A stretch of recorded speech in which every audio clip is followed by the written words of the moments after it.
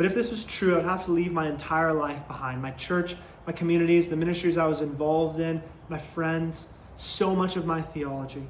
It would all be gone. I was in the pleading stage. I begged so many people in my life to prove the Catholic Church wrong. When I started to become convinced that the Eucharist might be true, I brought questions to my pastors, teachers, really anybody who was discipling me, because I wanted to know the truth. There's a stage in many Protestant conversions that I like to call the pleading stage. It's when you're begging God, please let the answer not be Catholic. But what I found whenever I asked these questions was not a relief. In fact, it terrified me, because it didn't seem like anybody had a good enough answer to prove the Catholic Church wrong, and that the Catholic Church held the most scriptural and true answer. John 6, 1 Corinthians 10 and 11, the Old Testament prefigures and typology that points towards the Eucharist being true. It was all there. But if this was true, I'd have to leave my entire life behind. My church, my communities, the ministries I was involved in, my friends, so much of my theology.